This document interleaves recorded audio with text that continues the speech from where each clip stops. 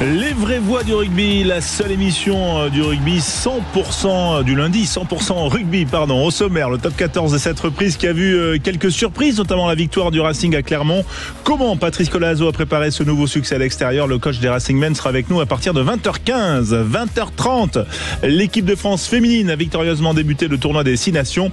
Est-ce que ce millésime 2025 sera un très grand cru pour les Bleus? Safi Ndiaye sera notre invitée, l'ancienne joueuse du 15 de France, 91 sélections.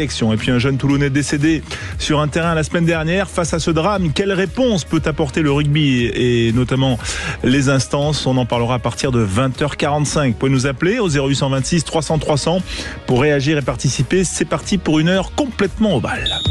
Sud Radio, les vraies voix du rugby. Bonsoir à tous. Yuan Ugé et Philippe Spanghero sont en lune de miel après un qui je suis qui les a réconciliés. David Gérard est donc notre consultant Sud Radio ce soir, sélectionneur de la Roumanie.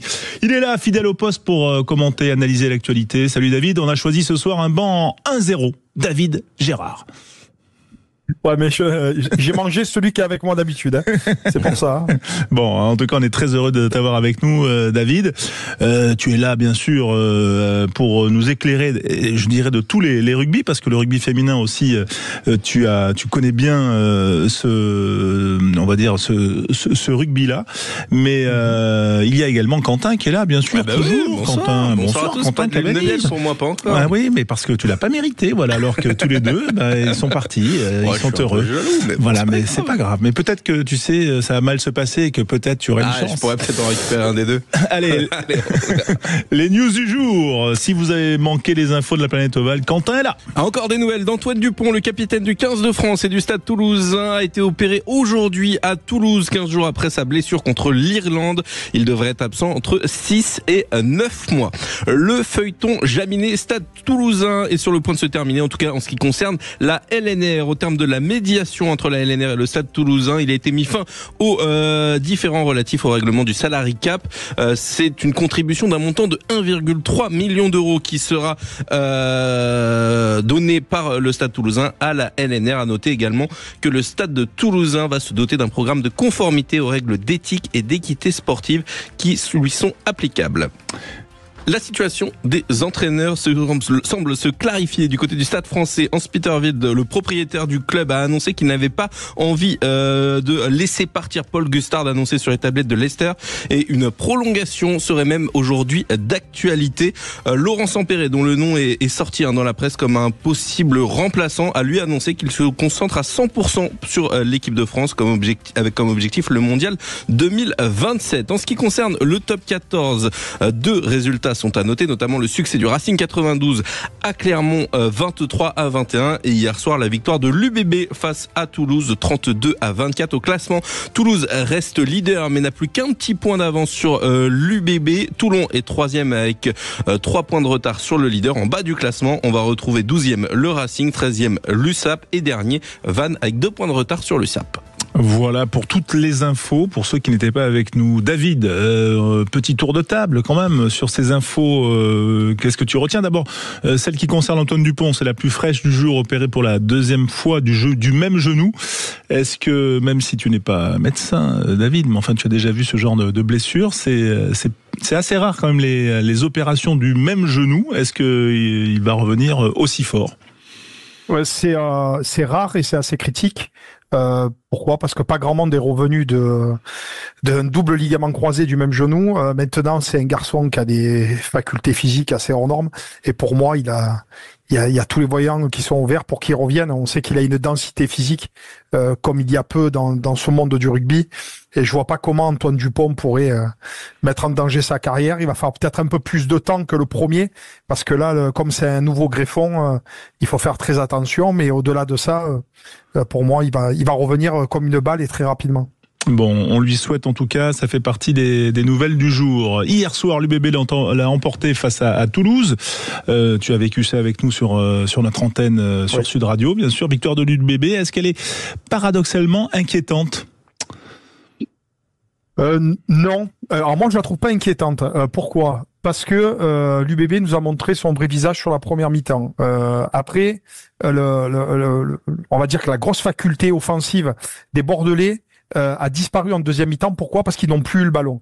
Bordeaux est une équipe de possession de balle et ils s'en sont encore aperçus sur ce match, puisqu'en deuxième mi-temps ils ont été privés du ballon et donc automatiquement les Toulousains sont revenus dans le match. Mais quand on voit la qualité, notamment de la ligne de trois quarts bordelaise sur les 40 premières minutes, je pense qu'on va vivre une très belle fin de saison du côté de Bordeaux. Ouais, je voyais une stat qui circulait là, notamment postée par l'UBB, Cyril Cazot, en deuxième ligne, 20 plaquages et 18 soutiens offensifs. C'est pas mal pour un deuxième ligne.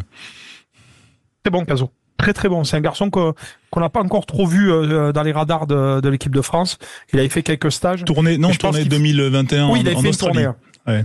Il avait fait une tournée, mais c'est vrai là depuis quelques temps, il enchaîne vraiment les matchs et des gros matchs plutôt. Et c'est lui le titulaire en ce moment. Il a poussé Coleman et même Gray un petit peu sur le banc. Donc, je pense que c'est un garçon à voir pour le futur. La Rochelle, une nouvelle contre-perf pour les Rochelais à domicile, un nul face à Castres après 2 défaites quand même concédées face à Vannes et face au Racing. 4 points de retard sur le Loup.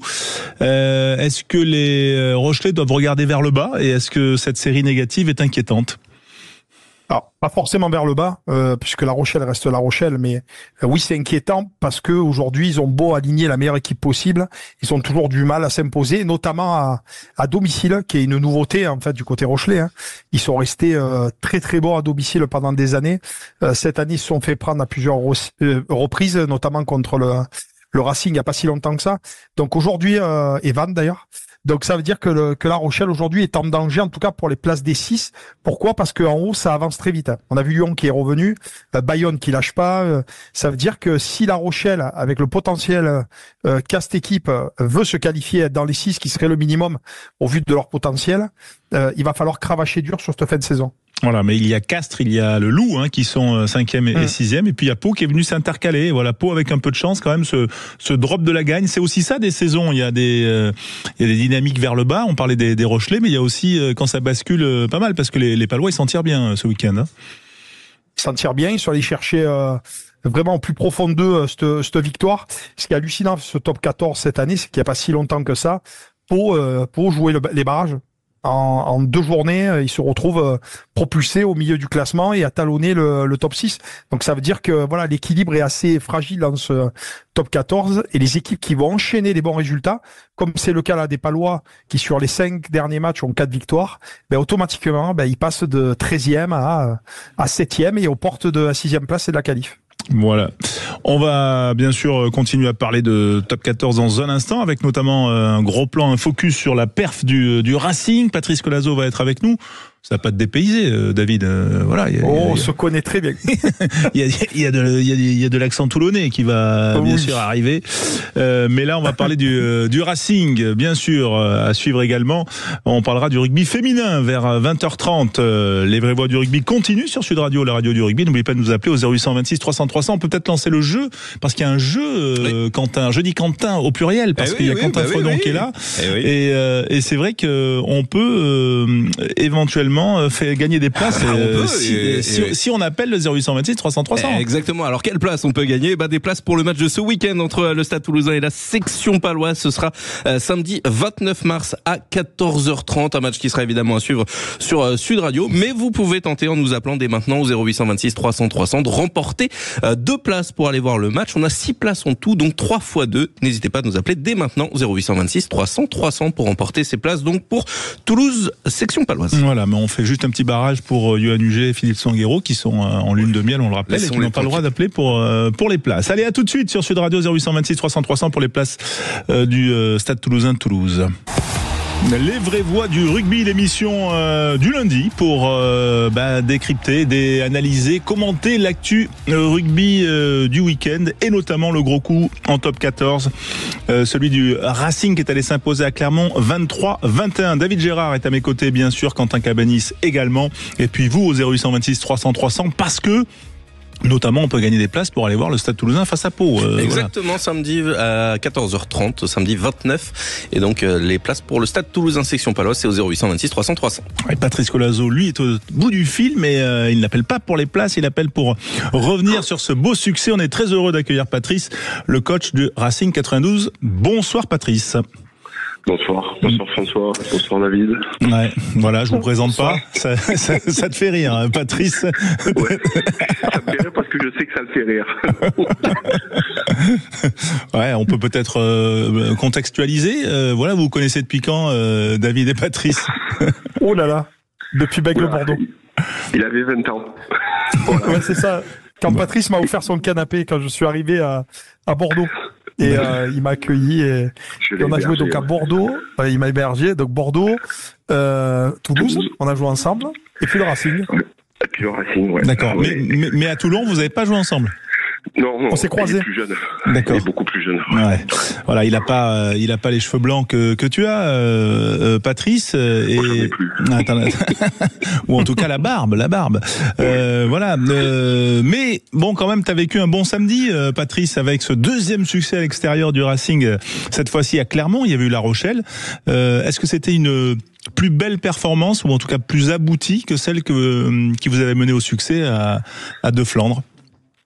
Ouais, elle était dans la lignée, je trouve, dans la stratégie, tout ça. Après, on a eu un money time où il a fallu contenir la pression de Clermont, notamment avec une série de mêlées. Puis après, la dernière phase de jeu où on a défendu 31 phases sans se mettre à la faute, parce que bon, c'était quand même face au poteau dans nos 40 et on a défendu, j'ai envie de dire, avec beaucoup d'envie, beaucoup de caractère. Voilà, même si la fin de match a été dure pour nous et elle est dure aussi pour Clermont parce que c'est des fins de match souvent cruelles. Mais on a réussi à l'emporter, mais elle est dans la lignée de ce qu'on avait fait à La Rochelle, je trouve. Ouais, effectivement. David, petite question pour Patrice. Oui, Patrice, toi qui as entraîné des collectifs très huilés comme celui de La Rochelle, Toulon, t'es passé par Montpellier aussi où il y avait vraiment des joueurs de grande qualité. Comment tu jauges ce groupe du Racing que tu as découvert il y a quelques semaines? C'est totalement différent. Ils ont quand même un très gros potentiel. Je trouve au niveau, chaque équipe est différente, chaque contexte est différent. Je trouve que moi, il y a un très très gros potentiel affirmé derrière pour jouer vraiment un bon rugby. Après, il faut arriver à trouver le bon compromis entre jouer pour gagner et surjouer. Voilà, donc c'était un peu la complexité du truc, parce que quand le Racing après arrive à cocher toutes les cases, c'est une équipe. Enfin moi, pour ma part, j'ai souvent eu du mal à les jouer et à les battre, notamment quand je les recevais. À contrario, quand je suis venu jouer au Racing, j'ai souvent gagné.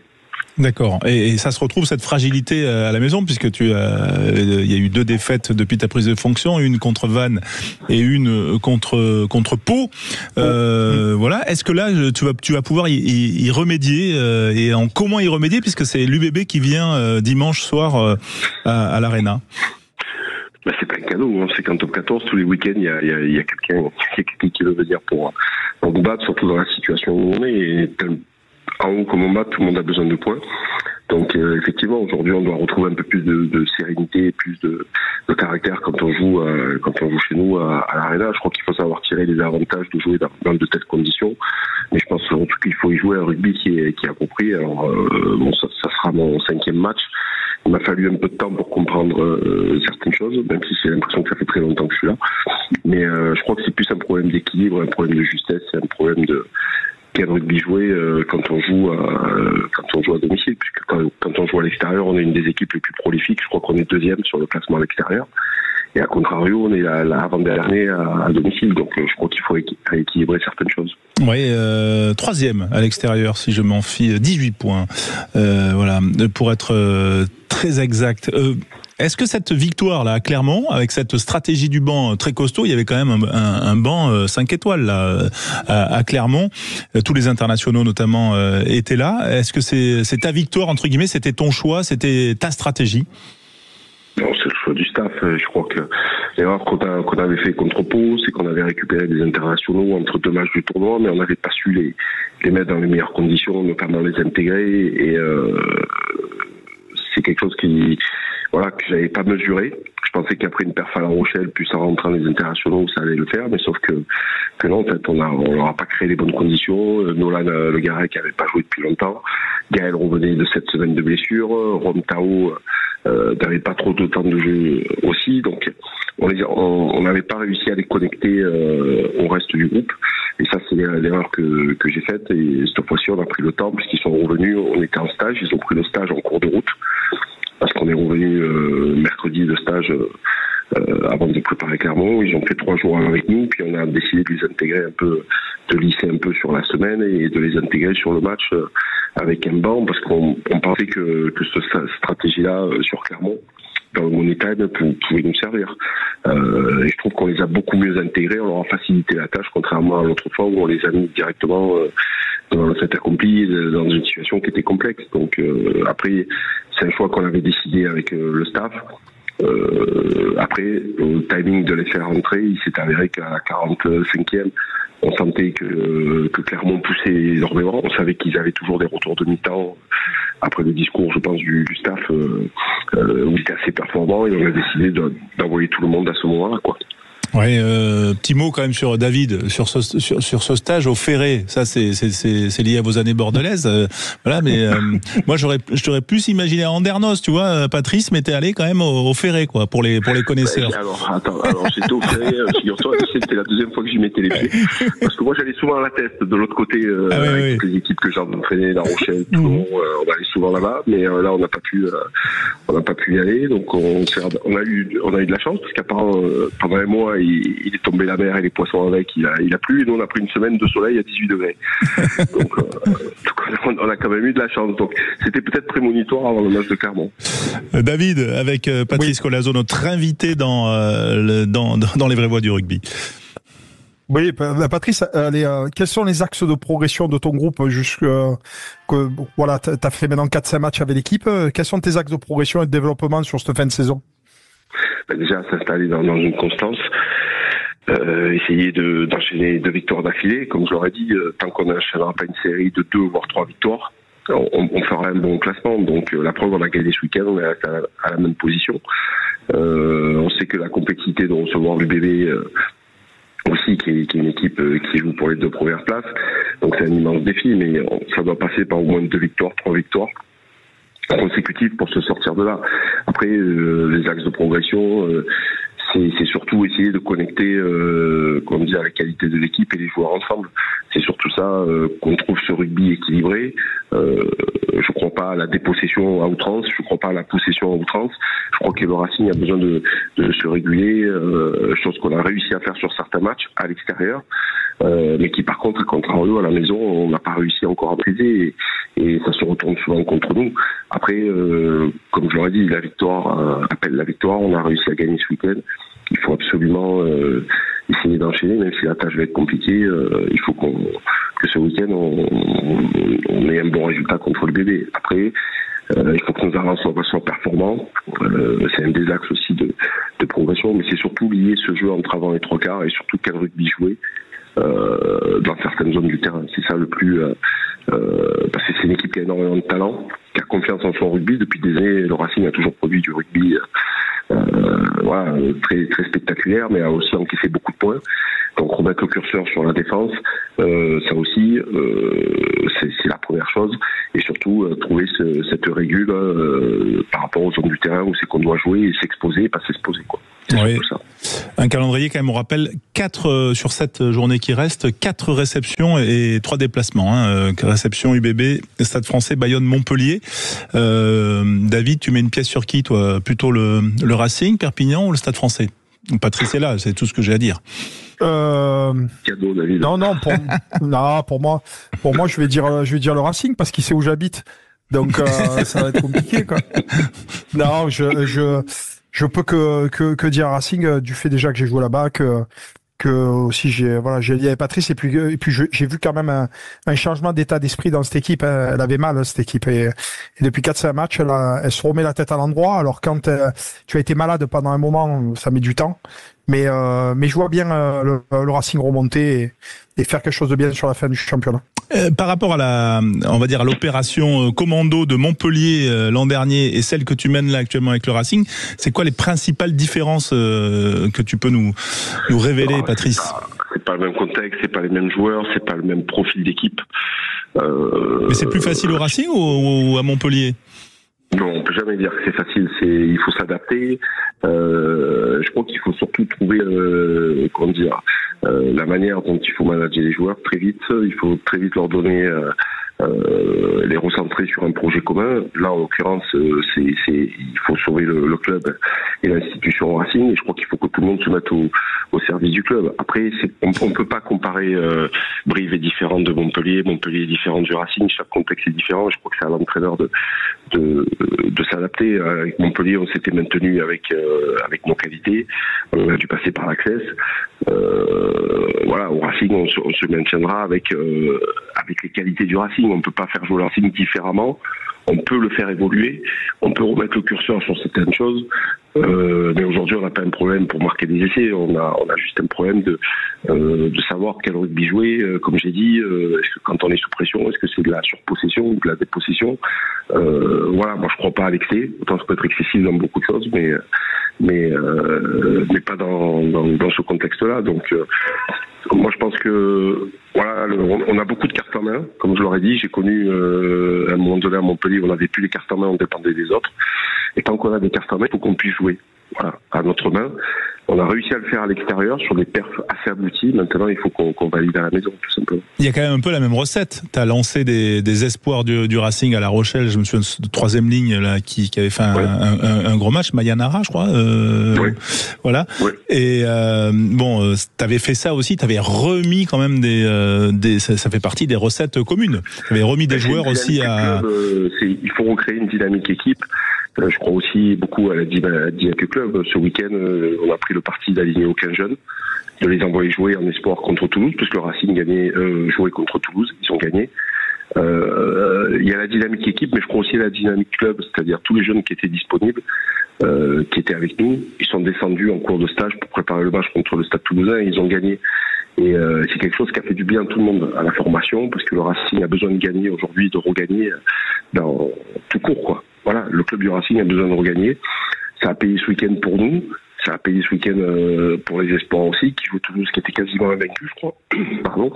Et ce week-end, on va essayer de trouver le meilleur compromis entre, toujours pareil, régénérer, créer allez, c'est le mot à la mode, cette émulation à l'intérieur que tout le monde ait envie de jouer, quoi. Le plus embêtant, c'est quand les joueurs, on se cache et n'ont pas envie de jouer. Voilà. Et aujourd'hui, on arrive à trouver cette qualité aux entraînements, chose que j'ai toujours eu depuis que je suis arrivé au Racing. Mais il fallait trouver ce juste équilibre entre les lignes, et c'est des choses qu'on est en train de travailler avec le staff. Après, il y a la dimension mentale aussi, mais il a fallu recréer, redéfinir certains leaders, redéfinir un fonctionnement là, parce que j'avais fait 4 matchs avec eux maintenant, et on est parti sur une mission là qui va durer 8 matchs. Comme je l'aurais dit, il reste 80 jours pour finir la saison, quoi. 80 jours, ramener à un club centenaire, c'est que dalle. Ramener à une carrière de joueur, c'est que dalle. Donc, sur 80 jours, il faut qu'on soit tous focus et sur la même page. Effectivement. David, et ensuite une question de Quentin. David. Non, Patrice, Bordeaux, pour les avoir vus là contre Toulouse. Alors c'est dur, bien sûr, je vais pas te demander quelle stratégie tu vas employer, mais est-ce que déjà le match contre Toulouse t'a inspiré et tu vas un petit peu t'appuyer dessus et sur ce que tu as vu?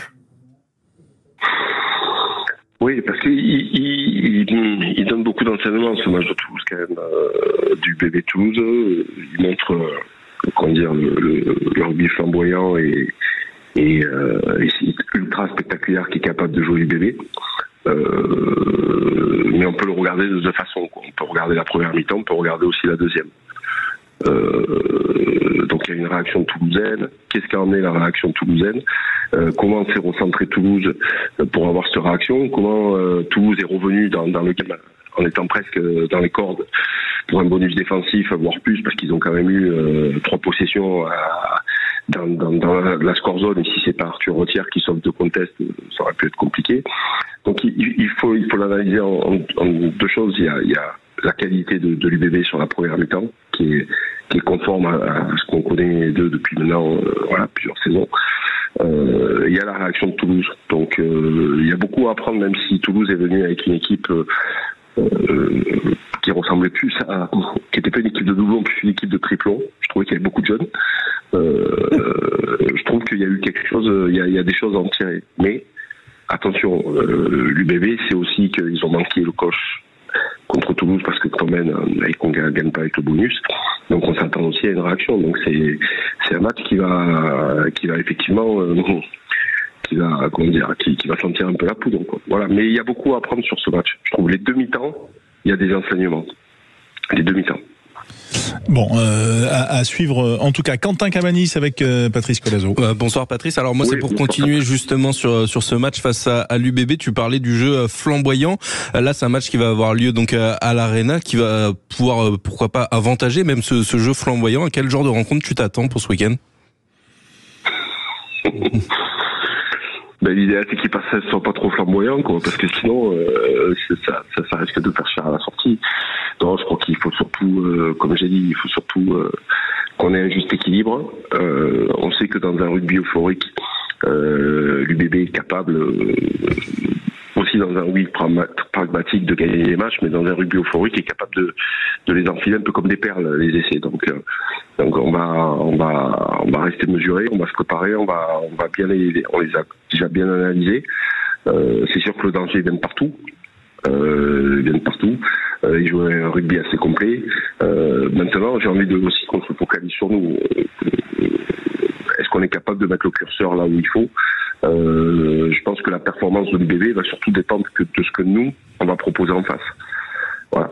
Si on arrive à trouver le combo de tout ce qu'on a fait de positif entre Clermont, La Rochelle et peut-être les 50 premières minutes qu'on a fait contre Pau, là où on est devant au score et où on perd le fil à la 50e minute, voilà, si on arrive à faire le mix de tout ça, mais il faudra faire plus. Parce que c'est l'UBB, parce que l'UBB va venir avec des intentions, comme toutes les équipes maintenant qui viennent au Racing. Donc il faut qu'on arrive à monter le curseur dans les choses qui nous semblent essentielles pour pouvoir contrer cette équipe de l'UBB. Dernière petite question. C'est vrai, quand on lit les infos qui concernent l'avenir du Racing, le nom de Patrice Colazo n'est pas trop évoqué en fait pour la saison prochaine. Est-ce que c'est d'abord vrai? Est-ce que c'est ton choix ou est-ce que c'est que des rumeurs ou en tout cas des infos qui circulent comme ça, sans fondement? Non, après, quand vous entraînez le Racing, il y a beaucoup de rumeurs qui circulent. C'est un club qui fait parler, c'est un club qui donne envie. Après, la mission, peut pas confier le président Morenzetti, elle était sur sa moi. Après, moi, je peux me focaliser sur ce que je maîtrise. Mais toi, tu as envie, éventuellement, de continuer au regard de ce que tu vois là? Tu dois être le 55 puis me pose la question. Mais moi, je suis très banal. Non, mais en fait, si tu veux, quand on est dans une mission comme ça, où il y a énormément d'enjeux, il y a une institution qui est en jeu, comme à Montpellier. Ici et là, quand j'étais dans le même cadre, Montpellier c'est différent puisque j'avais un contrat plus long, mais là je suis venu pour 5 mois. La mission elle est celle-ci. Après le président prendra la décision qu'il a envie de prendra l'orientation qu'il veut pour le club, mais si tu veux, dans la situation où je suis, je peux pas me permettre de penser à autre chose que le court et le moyen terme, parce que c'est l'avenir du club. Donc et ça passe avant, moi je pense, des intérêts personnels, parce que sinon je vais pas donner assez d'énergie à l'équipe et on va se tromper quelque part c'est un truc qui va nous manquer. Donc aujourd'hui je me concentre sur ce que je maîtrise, et puis le président prendra la décision qui est le meilleur pour le club. Voilà, sur ça il y a pas débat. Enfin de mon côté il y a pas débat, quoi. Bon. Voilà. On a compris entre les lignes. Enfin, on lit ce qu'on veut entre les lignes. En tout cas, merci Patrice pour ce moment que tu as passé avec nous. En tout cas, bon match face à l'UBB et face aux hommes de Yannick Bru que tu connais bien aussi. Et ça fera également un beau duel. Allez, à bientôt sur l'antenne de Sud Radio et bon week-end. Merci Patrice. On va se retrouver dans un instant pour parler de rugby féminin. Le tournoi a débuté, bien sûr. On va en parler avec Safi Ndiaye dans un instant, et n'hésitez pas à nous appeler également au 0826 300 300. 20h34 sur l'antenne de Sud Radio. On a parlé de Top 14, on est toujours avec David Gérard, on est toujours aussi avec vous, les auditeurs de Sud Radio, qui est intéressé par ce match Toulouse-Pau. On rappelle quand même, Quentin, 0826 300 300 pour 3 fois de place. Exactement, pour remporter des places pour la rencontre de ce samedi, ce sera à 14h30, et donc pour jouer, pour essayer de remporter ces places pour cette rencontre entre le Stade Toulousain et la section paloise, un seul seul numéro, le 0826 300 300, 0826 300 300. David Gérard est à nos côtés, bien sûr, notre consultant Sud Radio, pour accueillir Safi Ndiaye, légende du rugby féminin du 15 de France. Bonsoir Safi. Safi qui est avec nous. Bonsoir Safi. Bonsoir, vous m'entendez ? Oui, on t'entend bien sûr. Merci d'être avec nous en direct. Ancienne joueuse du 15 de France, je le disais, 91 sélections et ancienne joueuse de Montpellier notamment. Voilà, le tournoi a débuté ce week-end. Le tournoi a débuté pour les Françaises par une victoire en Irlande, 27-15. Alors c'est pas on va dire le cavalier seul habituel des Françaises, on va dire jusque-là contre les Irlandais. Ça a été peut-être un petit peu plus difficile, Safi, mais l'Irlande a un petit peu évolué, donc c'est une belle victoire pour débuter ce tournoi. Oui, tout à fait. L'Irlande a évolué. Elle avait fait une superbe compétition dans le W15 dernièrement. Les Français s'attendaient vraiment à un match difficile, donc c'est vraiment une belle performance pour elles. Surtout que c'est le premier match de 6 nations, c'est toujours compliqué. Là, c'était à l'extérieur à Belfast. Et voilà, les Irlandaises avaient annoncé qu'elle tenait à ce match, et c'est vrai que ce premier match, même s'il a été dur et il a été compliqué, pendant un quart d'heure, 20 minutes, les filles étaient qu'à 7 points des Irlandaises. Elles ont quand même réussi à faire le dos rond et à gagner ce premier match, donc je pense qu'elles sont vraiment satisfaites. David Gérard, je le disais, t'as entraîné aussi l'équipe féminine du Stade Toulousain, hein, notamment David. Ouais, j'ai créé l'équipe féminine au Stade, oui. Ouais, donc tu suis toujours, même si tu es aujourd'hui sélectionneur de la Roumanie chez les garçons, mais tu suis toujours le rugby féminin. Oui. Quel est ton regard sur cette équipe de France là? On va dire qu'il y a un renouvellement ou pas de génération, parce qu'il y a toujours quand même un noyau dur de cette équipe qui est toujours là. Bon, il y a quand même un changement générationnel qui a été amorcé. J'ai regardé le match contre l'Irlande. C'est vrai que j'ai été assez surpris en fait de l'écart. Pourquoi ? Parce que c'est vrai que j'ai été souvent habitué à voir la France dominer grandement les Irlandaises. Par contre, il y a une peur assez récurrente que j'ai quand je vois les matchs de l'équipe de France féminine. C'est la défense sur ballon porté qui reste quand même assez problématique. Parce que les Françaises, je pense qu'elles encaissent beaucoup plus d'essais sur ballon porté que dans le jeu courant. Dans le jeu courant, je trouve la défense française très bien en place, très solide, très costaud. Mais c'est vrai que sur ballon porté, qui est un des points forts de l'équipe des Roses anglaises, on a vraiment du mal. On a encore encaissé 2 essais sur ce secteur-là. Face aux Irlandaises, il va falloir vraiment qu'on resserre les rangs et qu'on arrive à trouver des solutions face à ces essais à 0 passe. Ouais, Safi, tu partages l'analyse de David ? Oui, tout à fait. On l'a vu encore ce week-end. Là, les Anglaises ont marqué sur ballon porté. C'est une de leurs forces. On s'était un petit peu amélioré sur ce secteur-là. On avait eu l'aide notamment de Karim Ghezal qui était venu nous faire un point sur ce domaine-là. C'est sûr que c'est quelque chose qui doit se travailler, la défense de ballon porté.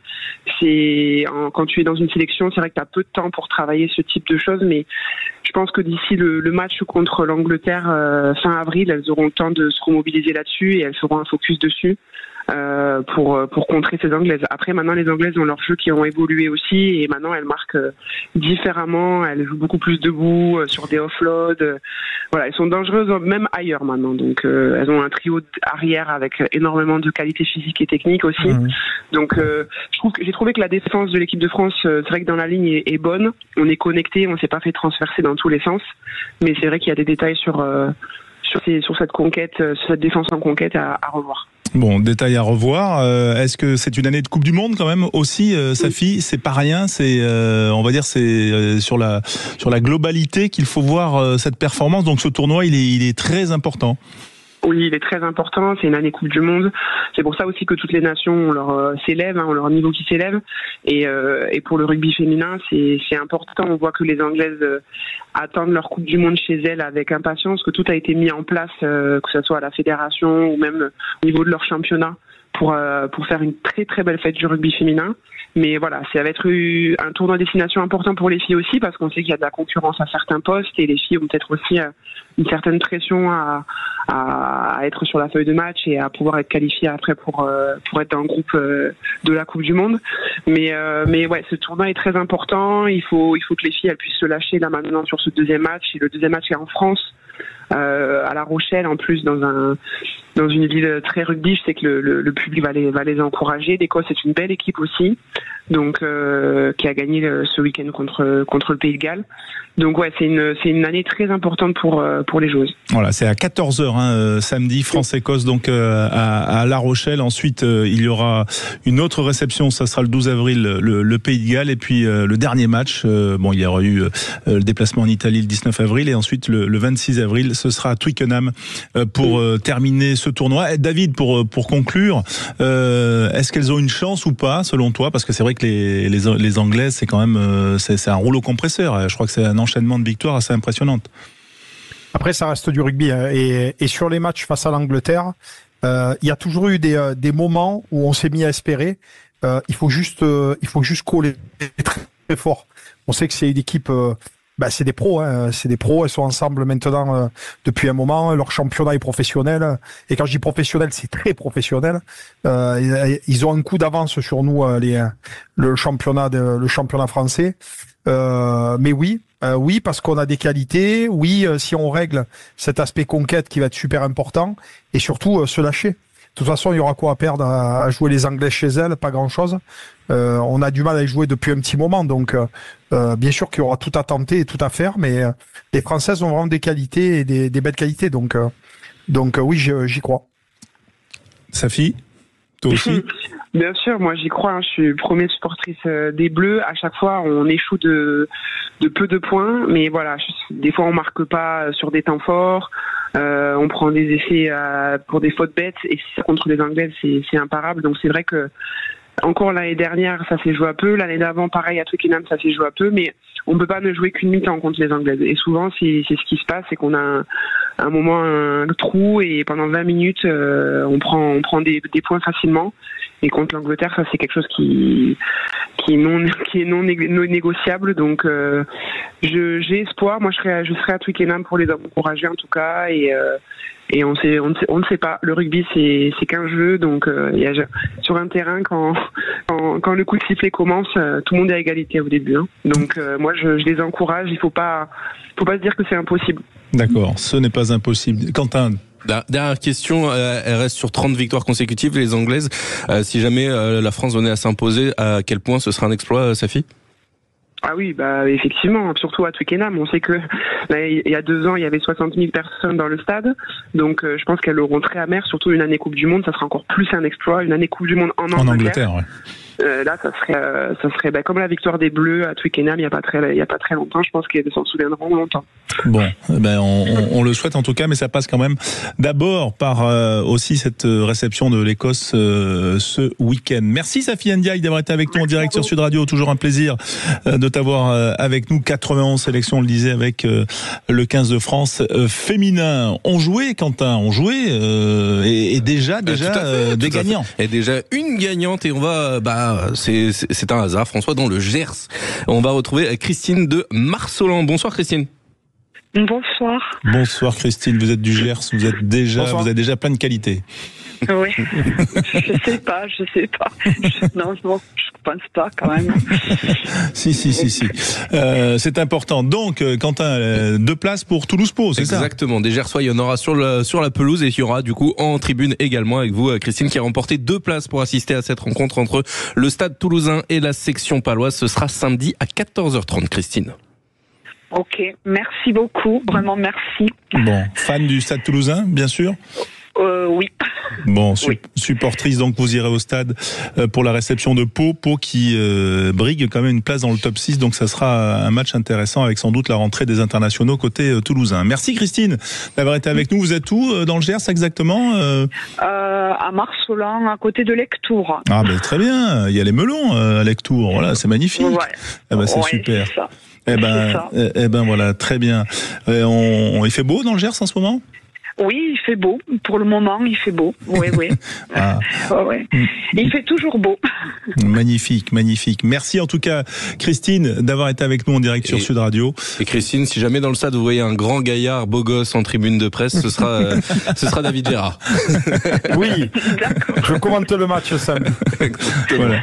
Il sera là avec nous. Merci Christine d'avoir été avec nous. Dans un instant, on va parler d'une actualité beaucoup plus sombre pour le rugby, la perte d'un jeune joueur toulonnais de 15 ans, voilà, qui est mort accidentellement sur un terrain en Corse il y a une dizaine de jours. On va en parler avec notre invité Jean-Christophe Berlin. Restez avec nous. On revient dans un instant. 20h45, l'actualité rugby, on a passé en revue l'aspect sportif et puis il y a aussi les drames liés à la pratique de ce jeu qu'on sait dangereux, mais voilà, il y a eu la mort il y a une dizaine de jours d'un jeune homme de Toulon, 15 ans, Nicolas Haddad, qui jouait avec le rassemblement de Saint-Maximin 15 sur un terrain à Bastia. Je sais pas si David tu as entendu forcément parler de cette d'un accident de jeu, disent ses proches. Voilà, un arrêt cardiaque suite à une collision.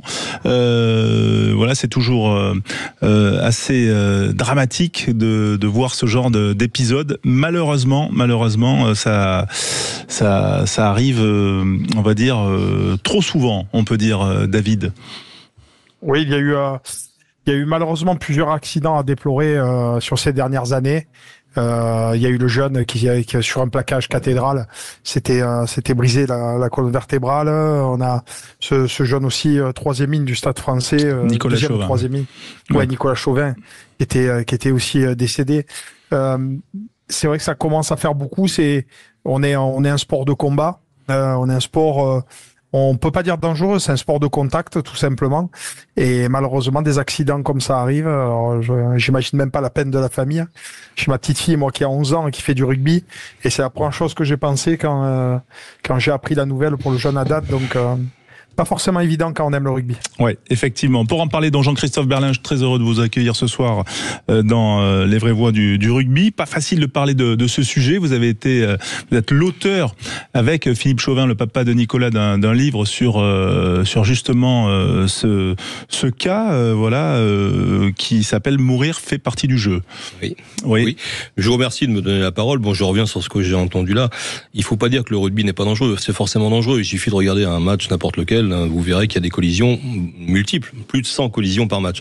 C'est forcément un peu dangereux. Dupont, on a subi les conséquences, mais il y a des conséquences plus graves, puisque là, on a un jeune qui est mort sur un terrain, et Nicolas Chauvin, qui est mort en 2018, c'était à la suite d'une agression totale au niveau de la tête. Donc on sait très bien que les collisions, et en particulier au niveau de la tête, peuvent provoquer la mort, ce qui est le cas de Nicolas Haddad aussi, je crois. Je connais pas bien le dossier, mais il me semble que c'est suite à un choc. On peut pas dire qu'il est mort d'un arrêt cardiaque, il est mort suite à un choc, à une collision. Et il y a beaucoup de collisions en rugby, il y a trop de collisions en rugby. Et en fait, les collisions du jeu professionnel, c'est une chose, mais il faut qu'on soit beaucoup plus raisonnable au niveau amateur et au niveau jeune pour essayer de changer les règles. Et c'est possible, bien entendu, pour qu'il y ait moins de collisions au rugby. Parce que sinon, on aura d'autres accidents. Et moi, j'ai pas envie de revenir, et merci de m'inviter, mais j'ai pas envie de revenir tous les 15 jours pour dire, voilà, il y a eu encore un accident, parce qu'on n'a pas respecté les règles, et parce que les règles ne sont pas adaptées. Si vous permettez, je vais vous donner un exemple. Si vous jouez en jeune, et que vous jouez à 10 au lieu de jouer à 15, il y a plus d'espace. C'est simple. C'est une règle très simple à mettre en place. On l'a déjà mise, on l'a retirée. Mais pourtant, quand il y a plus d'espace, nécessairement, les joueurs vont aller jouer dans les espaces. Il y aura moins de collisions et les plaquages se feront plutôt sur le côté, ce qui sont moins dangereux. Ce qui est dangereux, ce sont les collisions face à face. Ce sont les collisions dans les rucks. Ce sont la zone plaqueur-plaqué. On le sait aujourd'hui. C'est 2 tiers la zone plaqueur-plaqué et puis aussi les rucks. Il faut changer les règles impérativement, en particulier chez les jeunes. Et il ne faut pas que les jeunes jouent au même rugby que les grands.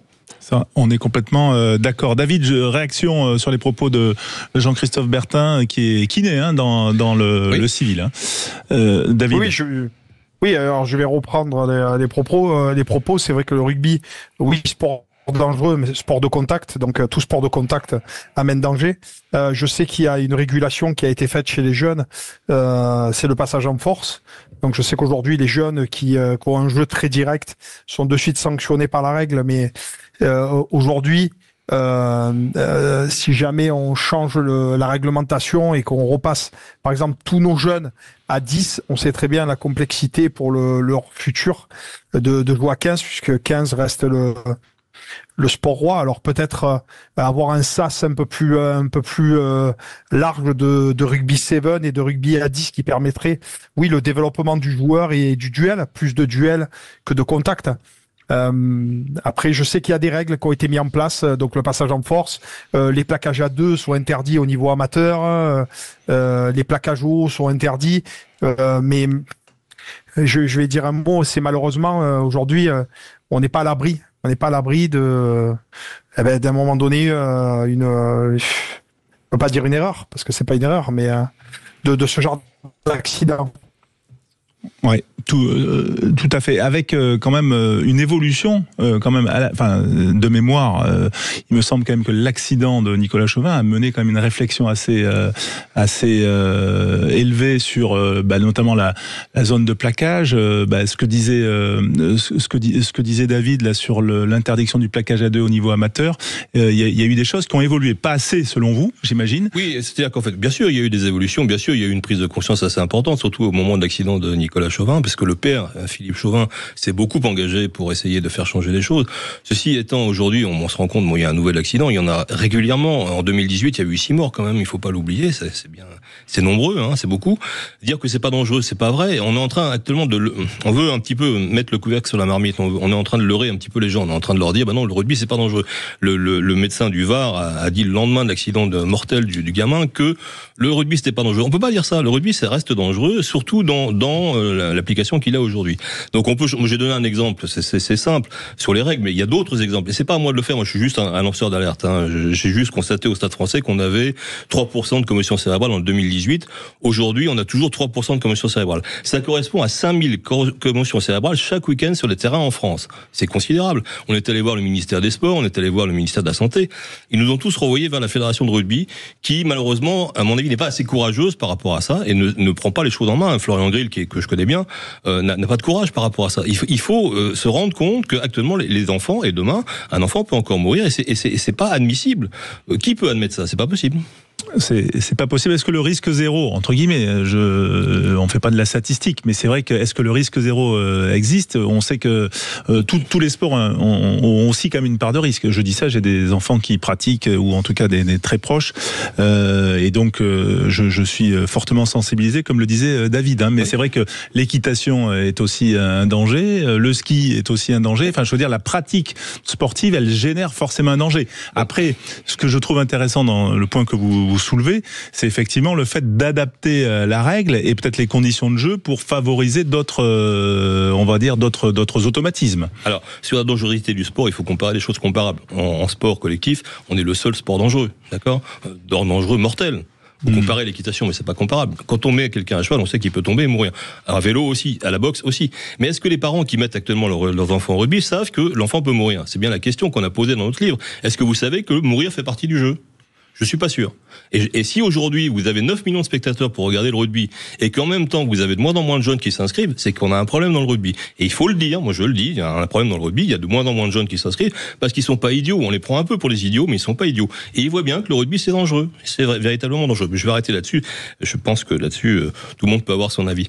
Par contre, au niveau de l'application des règles et des sanctions, autrefois, je vous en souvenez, il y avait un joueur du Stade Français et de l'équipe de France qui avait fait une fourchette. Il avait pris 1 an de suspension. La fourchette, je vous rappelle, c'est les doigts dans les yeux. David Atoub. David Atoub, en effet. Bon, vous le connaissez, moi aussi. Et donc, il a été suspendu 1 an pour un geste qui est répréhensible, mais qui est pas mortel.